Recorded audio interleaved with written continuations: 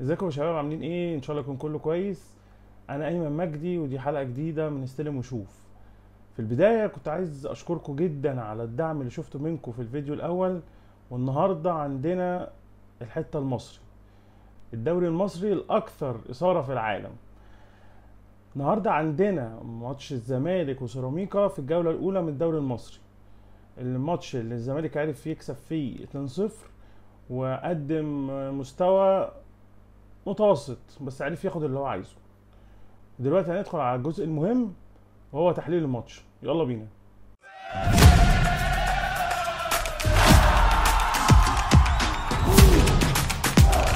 في البداية نادي الزمالك داخل على الدوري بمدير فني جديد، يانيك فيريرا المدرب البلجيكي، بلعيبة جديدة حوالي 12 صفقة، بلعيبة ما عندهاش ثقة في نفسها كتير بسبب ضعف المستوى السنة اللي فاتت. كل دي كانت عوامل صعبة ودبار حقيقي قدام سيراميكا في أول جولة. وكمان انا عايز اقول ان المدير الفني ما كانش محظوظ بان هو يلعب اول ماتش سيراميكا. فريق منظم، فريق عنده وعي تكتيكي، مدرب محترم جدا كابتن علي ماهر، مدرب بقاله اكتر من سنه معاهم. فكل ده كان اختبارات صعبه قدام المدير الفني الجديد. الزمالك بدأ ب 4-3-3، صبحي في حراسة المرمى، حسام عبد المجيد، بنتايك، عمر جابر، الونش، دونجا وشحاتة وعبد الله السعيد، شيكو بنزا، وناصر ماهر ناحية اليمين، وناصر منسي. الفرقتين كانوا محترمين بعض جدا. الراجل يانيك فيريرا كان مذاكر وسامع عن سيراميكا كويس قوي، لان هو احترمهم جدا. كان فاهم ان هو ممكن مدير فني جديد، فانا هنزل الجمهور هيبقى عايز يشوف الشكل الهجومي، هنفتح الملعب ونلعب كوره، وده الكلام اللي احنا كنا سامعينه عن الراجل ده. بس لا، الراجل ده احترم سيراميكا جدا، كان على طول في ضغط متوسط، في ميديم بلوك. في بعض الاوقات كان لعيبه سيراميكا بتعرف تستفز لعيبه الزمالك انها تطلع تضغط عليهم، وكان بيحصل فعلا. يمكن الحالات الهجوميه للزمالك الشوط الاول ما ظهرتش كتير. يمكن في بعض الحالات او بعض الاوقات كان بينزل دونجا بين الاتنين مساكين ويبقى تالت، مع وجود شحاته وعبد الله السعيد. كان اتنين في نص الملعب، قدامهم اربعه، بيبقى تشيكو بنزا وناصر ماهر في الهاف سبيس، عمر جابر وبنتايك موسعين الملعب، وناصر منسي في الهجوم. والزمالك يمكن لقطه واحده هنشوفها في الحالات عرف يستغل الموقف. بس كان يعيب الزمالك نص الملعب في الشوط الاول، عبد الله السعيد ودونجا وشحاته. بالذات عبد الله السعيد اللي ما كانش عارف يسيطر على الماتش زي ما هو بيعرف يعمل ده كويس قوي، ومميز في ده كويس قوي، ان هو يعرف يهدي الريتم او يخلي الزمالك يعرف يستحوذ، يعلي الريتم امتى. كل ده كان مفقود. وكمان بالنسبه لي الزمالك وبان جدا الشوط الاول ان هو كان محتاج لاعب 10. عبد الله سعيد هو الراجل كان بيلعب بستة وتمانيتين، ستة دونجا وتمانيتين شحاتة على اليمين وعبد الله سعيد على الشمال. كان دايما في حلقة وصل مفقودة ما بين ناصر منسي وناصر ماهر وشيكو بنزا والثلاثي بتاع نص الملعب. كمان الزمالك ما كانش قادر يسيطر على الكرة التانية في الشوط الأول، وده كان مسبب له مشاكل كتير. كمان الزمالك ما كانش عارف يستحوذ بسبب ان لعيبه نص الملعب ما كانتش بتتحرك كتير عشان تستلم الكوره، او تستلم الكوره وهي بتتحرك. كانت دايما عايزه الكوره تحت رجلها، وده كان بيسبب لهم مشاكل كتير. كمان وينجات الزمالك كانت بتنزل تستلم من تحت قوي، وده كان بيخلق فجوه ما بين نص الملعب والوينجات اللي بتنزل تستلم، وناصر منسي اللي كان دايما لوحده بين قلبين الدفاع. كمان الزمالك ما عرفش يوصل الاجنحه بتاعته لمواقف هم عايزينها، لواحد ضد واحد. شيكو بنزا ما وصلش لده كتير، او يعتبر ما وصلش لده اصلا. ليه؟ لانه كان دايما بينزل يستلم لتحت، لان الكره ما بتوصلوش قدام، وده كان بيبعده من اماكن الخطر اللي كان ممكن يسبب ازعاج فيها لعيبه سيراميكا. كمان التلت التاني في الزمالك كان عنده مشاكل كبيره جدا، او زي ما بنسميه البروجريشن. بعد ما الزمالك بيخلص التلت الاول وكان بيخلصه بطريقه كويسه، اللعيبه كانت عندها ثقه في نفسها. صبحي وشحاته بالذات كان عندهم ثقه كبيره قوي في نفسهم ان هم يعرفوا يطلعوا الكوره، وكانوا بيطلعوا الكوره بسلاسه وبهدوء.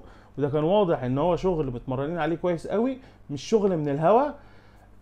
بس كان دايما بعد بقى ما الزمالك بيطلع بالكوره كان دايما بيبقى فيه مشاكل، لان اللعيبه بتاعت نص الملعب ما كانتش بتطلع لقدام اكتر. الزمالك كان محتاج لاعب 10 بين الخطوط يعرف على طول يستلم، على طول هو اللي يعرف ينقل الهجمه من التلت التاني للتلت التالت. سيراميكا كان شغال كويس، عمرو قلاوه وعمرو السوليه وبالحاج في نص الملعب كانوا شغالين بشكل مميز. كمان فخري لقاي كان عنده ميزه، ودي من اهم مميزاته، ان هو بينزل تحت اكتر. فكان ساعتها لعيبه الزمالك او الشكل الدفاعي للزمالك كان بيبقى فيه سنه خلخله، لان اللعيبه ما كانتش بتقدر تنزل معاه وتسيب المساحات في ظهرهم، عشان طبعا الونجات ايمن موكا واسلام عيسى كانوا بيتحركوا في ظهر الدفاع بشكل مميز. فكان ده عامل ضغط اكتر على نص الملعب اللي ما كانش موفق في الشوط الاول. نيجي دلوقتي للمميزات اللي ظهرت في الشوط الاول لنادي الزمالك، وهو الشكل الدفاعي. الرباعي الدفاعي كان شغال بطريقه ممتازه، كان الخطوط ما بينهم كويسه، ما كانش فيه مساحات كبيره ما بينهم. كمان صبحي كان شغال بشكل مميز. يعيبه شويه الكرات الطويله اللي كانتش احسن حاجه، بس هو بيبدا من رجله من تحت في الباصات القصيره كان شغال فيها بشكل مميز. الزمالك كان بيبدا يشتغل في البيلد اب 3+1. كان دونجا في وسط الاثنين الونش وحسام عبد المجيد، وكان بيبقى دايما 6 لوحده شحاته، وكانت بتقلب ل3-1-5-1. بس برضو البروجريشن كان عامل رئيسي عشان الزمالك يبقى بعيد عن الخطورة، وان هو يعرف يعمل فرص كتير. كمان دخول ناصر ماهر المميز في وسط الملعب كان بيخلق للزمالك فرصة للتنفس، ما كانتش بتحصل كتير، او الزمالك ما كانش بيستفيد منها كتير، بس كانت نقطة عايزين نشوفها قدام هتبقى عاملة ازاي. يمكن الفرص للزمالك ما كانتش كتير الشوط الاول خالص. ممكن الفرصه الاخيره خالص الباص القطري من عبد الله السعيد في ظهر المدافعين لناصر ماهر، اللي عرف يستلمها كويس ويلف ويحطها، وكانت قريبه ان هي تبقى جون. وهو ده كان الملخص الشوط الاول. قبل ما ندخل على الشوط الثاني، افتكر ان انت لسه ما عملتش لايك وسبسكرايب وما فعلتش الجرس عشان يوصل لك كل جديد اول باول. يلا بينا ندخل على الشوط الثاني. الشوط الثاني كان شوط مميز من يانيك فيريرا، اللي عرف يستغل ضغط سيراميكا، وان سيراميكا هيبقى عايز يطمع في الماتش في الدقايق الاخيره. بس الراجل ده اتاخر شويه في التغييرات، كان المفروض يعمل تغييرات يا في بين الشوطين يا بدري اكتر من كده على الدقيقه 50-55، لكن هو اتاخر للدقيقه 65 بنزول ادم كايد الوافد الجديد ومعالي الوافد الجديد برضه مكان شيكو بنزا الغير موفق وعبد الله السعيد اللي كانت من اقل ماتشاته. بس هنا نقطة التحول ان هو تغير من 4-3-3 ل 4-2-3-1 بدخول ناصر ماهر في المنطقة المحببة ليه كرقم 10، ادم كايد ناحية الشمال ومعالي ناحية اليمين وناصر منسي قدام وشحاتة ودونجا كستتين. هنا بدأ العمق الهجومي لنادي الزمالك يبان، بدأ الزمالك خطوطه تقرب من بعض، لان الكرة التانية بدأت شحاتة نجم الماتش طبعا بدأ ان هو ياخد الكرة التانية كتير، ناصر ماهر يقرب الخطوط من بعض. كمان ادم كايد ظهر بالنسبة لي بظهور مفاجئ ومميز. الراجل ده عنده ثقة في نفسه كبيرة جدا، بيعرف يلعب في المساحات الضيقة، عنده وعي تكتيكي مميز قوي، وبيدافع بطريقة كويسة كمان مش بيكسل. فكل ده مميزات ليه ومميزات لنادي الزمالك والمدرب اللي عرف يعمل تغييرات كانت موفقة. كمان معالي جناح مميز، لمسته باينة، ما ظهرش بشكل كبير او الكرة ما وصلتلوش بشكل كبير. الزمالك الشوط الثاني اعتمد على التحولات بشكل كبير، خلى سيراميكا يطمع في الماتش، يسيب مساحات في ظهره، وبانت جدا في الدقايق الاخيره كذا تحول حصل من الزمالك على سيراميكا. نقطه كمان عايزين نشيد بيها ونشيد بذكاء المدير الفني لنادي الزمالك، دخول الجزيري مكان ناصر منسي. هي هتبان ان هو تغيير مهاجم بمهاجم، بس لا، التغيير ده كان واضح جدا ان الراجل عارف مميزات لعيبته. الجزيري في وقت اغلب جماهير الزمالك مش عايزاه في النادي، مستواه السنه اللي فاتت كان كارثي، كلام كتير ان الناس في الزمالك عايزه تفسخ عقده او عايزه تمشيه، الراجل كان قافل ودنه تماما وشايف الملعب بس. التغييره دي الزمالك بيقول لك انا هلعب تحولات بس، فانا طبعا هطلع ناصر منسي اللي هو مهاجم مميز في البوكس للاعب بيتحرك في المساحات في ظهر المدافعين بشكل مميز جدا. وبالمناسبه الجزيري بالنسبه لي واحده من النقط اللي انا ما بفهمهاش تماما. انا ما اعرفش هو لعيب كبير ولا هو لعيب عادي ولا هو لعيب مش كويس. الجزيري عرف يبقى عامل رئيسي في تحولات الزمالك اللي لعب عليها، وكان كمان في الجون الاول كان ليه مساهمه كبيره في الهدف ده. بس في نقطه كنت عايز اقف عندها كتير، وهي تغييره دونجا بسيف جعفر. دونجا مستواه وحش او كويس مش هنتكلم في القصه دي دلوقتي، هنتكلم في دوره المهم ان هو يبقى قدام المدافعين. هنا لما انت طلعته ونزلت سيف جعفر ولعبت بسيف جعفر ومحمد شحاته، ومحمد شحاته بيطلع كمان اكتر لبره عشان يطلع يضغط في ظهر ادم كايد ويبقى مثلث مع ادم كايد وبنتايج، فانت هنا بتسيب في عمق الملعب سيف جعفر اللي هو اصلا مش 6، هو لعيب رقم 8. كمان لعيب رقم 8 الدور الدفاعي ليه مش كبير، او هو مش من الناس اللي بتدافع كتير او بتبقى مميزه في الحته دي ان هو يلعب كرقم 6. ده ظهر خلل كبير جدا في عمق نادي الزمالك او في عمق نص ملعب نادي الزمالك. وكان في حاله معانا هتبين ده كويس قوي. بس بعد الجون الاول لنادي الزمالك على طول فهم ان هو عمل حاجه غلط، فبدا ينزل صلاح مصدق مكان ناصر ماهر، ويبقى هو اللي بيحمي المدافعين وواقف قدامهم وبان بشكل كويس. هنا الراجل غلط فصلح قراره.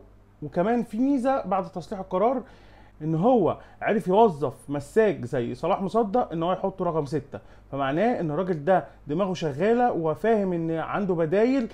طبعا الزمالك بيغيب عنه احمد ربيع الصفقه الجديده بسبب الاصابه وعدم اكتمال جاهزيه محمود جهاد، فهنا عنده دونجا بس في الحته دي مع شحاته، فده بيديك انطباع كويس عن الراجل ده.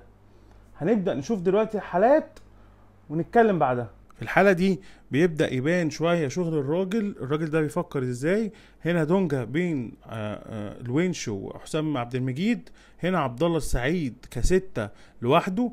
بين الخطوط في 4 لعيبة من نادي الزمالك، ناصر ماهر، عمر جابر، شحاتة وشيكو بنزا، وكمان اللي مش ظاهر في الكادر بنتايك ناحية الشمال خالص. هنا بيبدأ الكورة تتحرك لدونجا اللي بيبدأ يلعب كرة طويلة لبنتايك، وهنا كان عنده مساحة ان هو يعرف يستلم ويعرف يعمل كروس. وبصوا هنا التكملة بتاعت محمد شحاتة اللي بدأ ان هو في الكرة دي الكرة تترد وهو يبدأ ياخد الكرة التانية ويبدأ يشتغلوا ناحية اليمين تاني. ده بيبين قرب الخطوط ساعتها. الناس منتشرة كويس بس مش احسن انتشار في ال 18، لان كان هنا لازم ناصر ماهر يبدأ يضم في ظهر ناصر منسي ويبقى عنده فرصة ان هو ياخد الكرة. مثال تاني هنا كرة عن شيكو بنزا، ناصر منسي لوحده في ال 18، ناصر ماهر هنا متأخر وبعيد جدا عن ال 18 كمان، فالكرة دي اتلعبت بالعرض وعدت من ناصر منسي وطلع حسين السيد بكل سهولة. بس هنا لو كان ناصر ماهر موجود في المكان الصح كان هيبقى فرصة مهمة جدا لنادي الزمالك. هنا دي الوضعيات اللي شيكو بنزا ما كانش حاببها. لما الراجل ده يستلم الكرة هنا فين الخطوره اللي هتحصل؟ وشايفين اللعيبه بعيده عن بعض ازاي، مفيش حتى تواصل بينه وبين عبد الله السعيد ان هو يفتح له زاويه تمرير. هنا كمان شيكو بنزا ما كانش مساعد نفسه لان هو اختار اختيار صعب ان هو يبدا يعدي بالكوره والكوره دي اتقطعت. في اللقطه دي بنبين الكلام اللي كنا بنقوله على الخلل اللي حصل لما دونجا طلع. هنا لو نبص الراجل سيف جعفر مش شايف اصلا ان في حد في ظهره، مكسر كمان ان هو ينزل على الارض وياخد الكوره. هنا كانت الكرة دي هجمة خطر جدا لان هنا بالحاج استلم ولف وبدأ يقابل خط دفاع نادي الزمالك، وكان عنده مساحات كبيرة كمان انه يعرف يتحكم في الكرة احسن من كده. بعد ما شفنا الحالات دلوقتي هنتكلم بشكل مختصر شوية عن اللي جاي لنادي الزمالك. المدرب ساب انطباع كويس مش وحش خالص. كأول ماتش في مطب قوي زي مطب سيراميكا عرف يعديه. عايزين نتكلم وهل الراجل ده في الماتشات الاقل من سيراميكا هيبان شكله الهجومي فعلا؟ ده عايزين نعرفه. وعايزين نعرف رايكم كمان في الكومنتات. كمان عايز بقى اتكلم بشكل مختصر عن لعيبه معينه في الماتش ده بصراحه كانوا مميزين جدا ومن نجوم الماتش. من الزمالك نجم الماتش الاول محمد شحاته، هدف ولا اروع، ظهور مميز كالعاده بدون صوت بدون ضوضاء. الراجل ده عارف هو بيعمل ايه كويس قوي، عارف دوره كويس قوي في الملعب، مفيش اي كلام يتقال عليه بصراحه. لعيب مميز جدا. عمرو قلاوه من سيراميكا، اللعيب ده بيعرف يلعب تحت ضغط كويس قوي، قراراته كتير منها بيبقى صح، يعني عارف هو بيعمل ايه كويس قوي. بس علي ماهر كان حاطط عليه لود دفاعي زياده عن اللزوم، بوجود السوليه بوجود بالحاج كرقم 10، فكان الادوار الدفاعيه لعمرو قلاوه كانت اكتر بكتير. والزمالك لما عرف يحط لاعب رقم 10 بان ان الراجل ده كان عليه ضغط كبير قوي، وان علي ماهر كان محتاج يتدخل في الحته دي اكتر. بس زي ما قلنا علي ماهر طمع في الماتش. وبكده نكون خلصنا الفيديو.